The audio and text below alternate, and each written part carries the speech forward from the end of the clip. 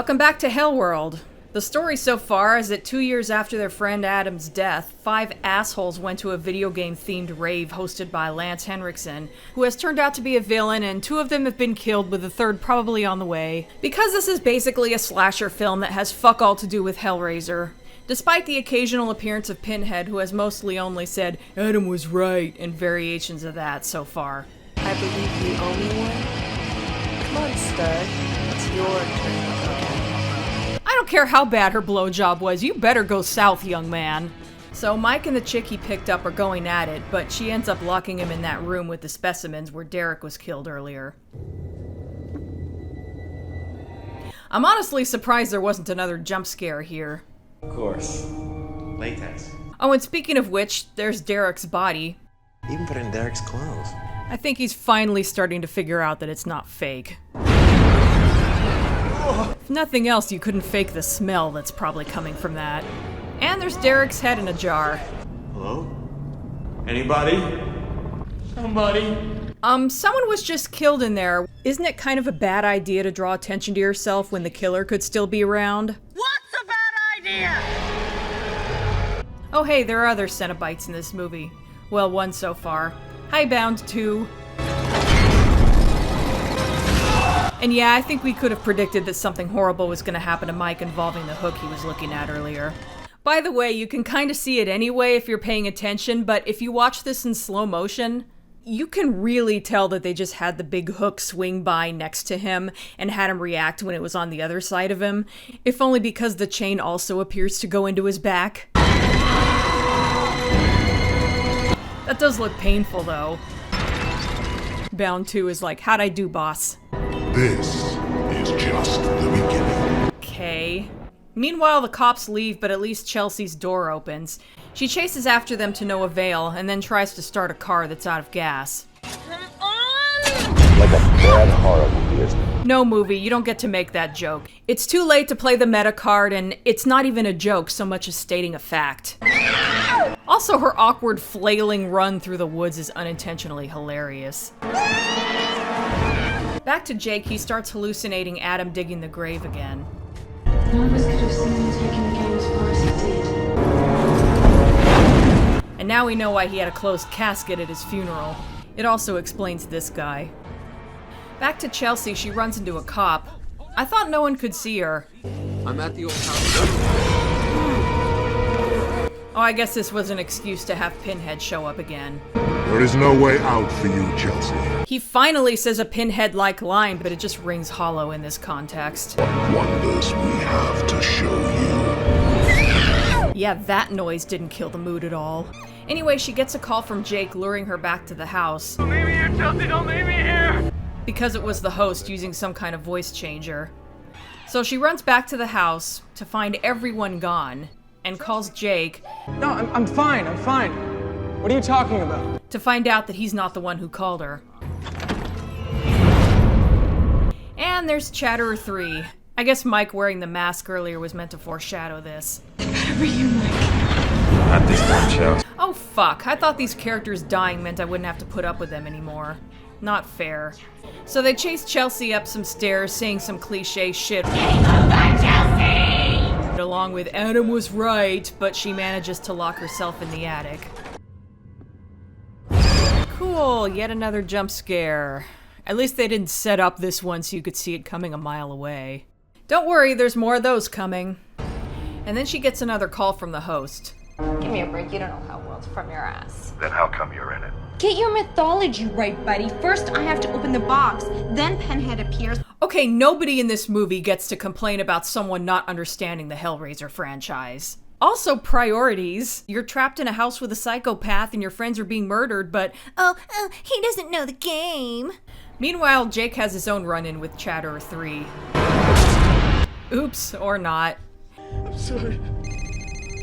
Of course that wasn't the real Chelsea. She was way too dignified. She didn't do nearly enough awkward flailing and screaming. What the fuck is going on? Who the fuck is this? Whoa, Jake, calm down. It's just me, Chelsea. Anyway, Chelsea has a theory. Could this place be a portal? I mean, to the real Hellworld. I'm not buying it. Where's the engineers? Where are the jailers? Now, Pinhead is just supposed to show up, take your soul away, that's it. It can't be that, because it's not accurate to the game. Jesus Christ, the dialogue in this movie. Suppose we're in hell because we belong here. For what? We're not saving Adam. From who?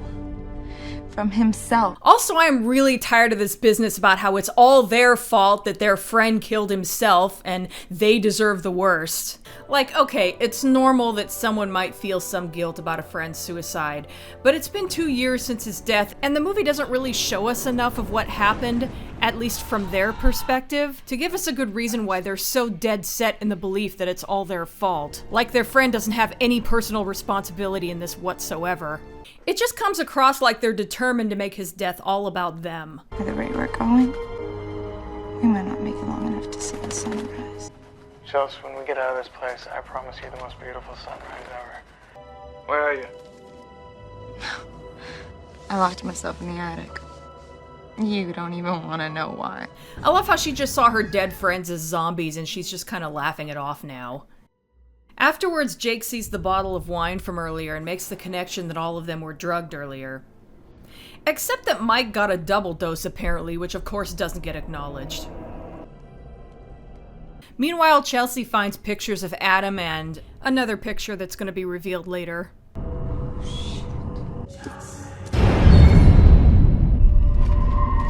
Apparently, he starts beckoning her through a hole in the floor. Or that's what she thinks is happening. Oh no, go ahead. Just stick your hand right into that dark hole where you have no idea what's actually in there. Clearly, that's the smart thing to do. Jump scare in 3, 2... Why are these characters so fucking stupid? I'm not even gonna waste the red flag on them anymore. Jake hears her screaming and tells her what he's realized, that all of this is a big hallucination. And I guess that worked. Chelsea! Gosh, I'm so glad these two are getting together. I care about them so much. This whole Hellworld thing has been one big trap. We've been brought here for some reason, I don't know why, but... So, here's that picture that Chelsea found a minute ago. The host is Adam's absent dad, who is mentioned in the beginning. Oh, but the movie's not done being stupid. You're gonna love this. So soon, without even saying goodbye. Goodbye. Asshole.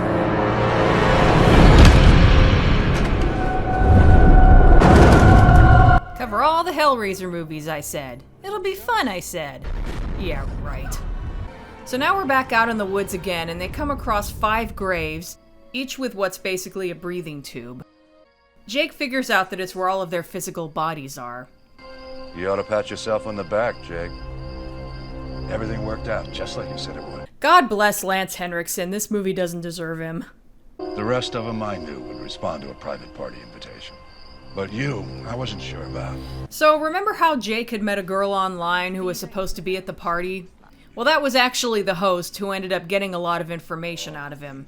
He did mention earlier that he told her all about his horrible friends and how they're all to blame for Adam's death. The myth of Lamasham, the puzzle box, Hellworld, how the game itself would be the perfect weapon to do everybody in. I take my hat off to you. I couldn't have done it without you, Jake. Call it poetic justice for the people that buried my son. Sick son of a bitch! You were never even there for your own son. Your son spent his life waiting for a father who never came home. If his father never came home, when the hell was this picture taken and why does he look so happy in it? You still think you have a fighting chance, don't you, Jake? So I guess now Jake is out of the hallucination. Chelsea! Let me out! Hellworld never really even existed.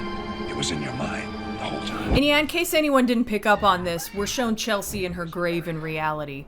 You know, the edge of this grave is level with the ground. You could practically just roll right out of it instead of just flailing and screaming like an idiot while he dumps dirt on you. Then again, flailing and screaming like an idiot is what Chelsea does best. He explains the drug and how it works. That induces a highly impressionable, trance-like euphoria. Nothing about how it caused all of them to share a hallucination, though. And yes, the cell phones were real. It was through these cell phones I could communicate subliminal suggestions. Your own fertile imaginations did the rest. last. He essentially scared them to death by making them think they were dying. So if you die in the hallucination, you die in the real world. I guess it has a tiny bit in common with Stay Alive. So does that mean that he basically narrated Mike getting a blowjob and Jake having sex with the nun lady? There were freakouts, confessions, negotiations, orgasms. Yes. Yes, it does. What the fuck, movie? It was all so exhausting. I barely had enough energy to go back and enjoy myself at the party. Good point. He's got a lot of energy for an older guy. Allison severely gouged herself trying to claw off her imaginary neck device. Eric's asthma came out. And Mike, he died of good old-fashioned drop-dead fear. Wait, so none of them died from fear except Mike? Whatever, I guess. Your dream's over, Chelsea.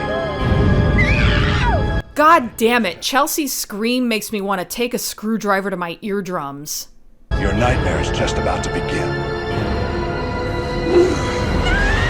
See you in hell. It turns out that in reality the police are digging her out.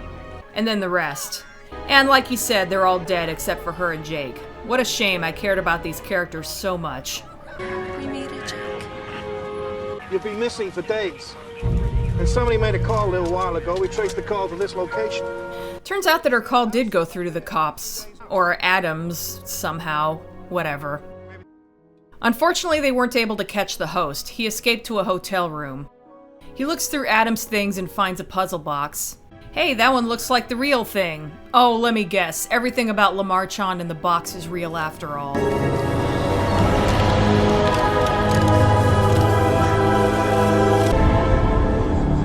Welcome to hell. You're a little late, Pinhead. The audience has been there for the last hour and a half. I should have come for you a long time ago. Your son was quite the prodigy. Apparently Adam wasn't just into the game, he was into the real thing as well, and opened a gateway to hell. I guess that's supposed to be the thing he was right about. I gotta wake up.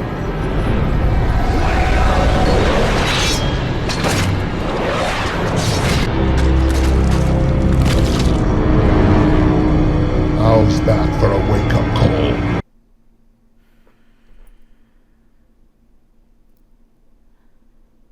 You know, for a long time, I didn't even know that there were any Hellraiser sequels after Bloodline, until Revelations came out and it was all over the internet, and I thought, oh, there's a straight-to-DVD Hellraiser sequel that's apparently really bad? It wasn't until I was working on my video about the top 5 things I hate about Silent Hill Revelation, and I wanted to comment on how the missionary looked like a female Cenobite. So I did an image search for those so I could show examples. I expected to find images of just, Deep Throat, Dreamer, and Angelique. But along with those I found, among other things, a female chatterer. I clicked on that, which took me to the Cenobite wiki, which turned out to be one hell of a rabbit hole. I ended up finding a list of every Cenobite to show up in a Hellraiser movie and comic book, and it was fascinating to learn about all these Cenobites I didn't know about, and I kept seeing Hellraiser titles I had never heard of, like Hellraiser Inferno, Hellraiser Hellseeker, Hellraiser Deader. I found out that there were a whole lot of straight-to-DVD Hellraiser movies I had never heard of, and I decided to watch all of them if only to see all these Cenobites in action. And that's what led me to make these videos. It was a domino effect that was started with my Silent Hill Revelation video. By the way, it's not lost on me that both Silent Hill and Hellraiser both have a sequel called Revelations. But yeah, a lot of people hate them, including Clive Barker for the most part, and it's easy to see why. Hellraiser was sort of made in response to that horror fad in the 80s where the villain was either a silent killer with a mask or had a big personality and made wisecracks. Clive Barker wanted to get away from that. I kind of said a lot of this when I covered the first movie, but it bears repeating. Pinhead was a movie monster who was more in the vein of Dracula. He's dark and gothic, and Doug Bradley took this role very seriously. He's a very deep and compelling character who should never have a one-liner. This movie was already bad, but at least the last 3 movies managed to not give Pinhead dialogue that was completely out of character.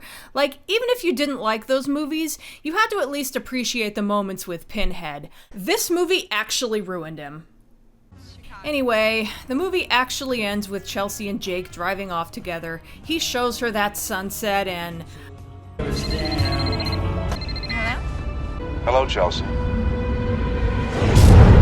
I guess the drugs haven't worn off yet?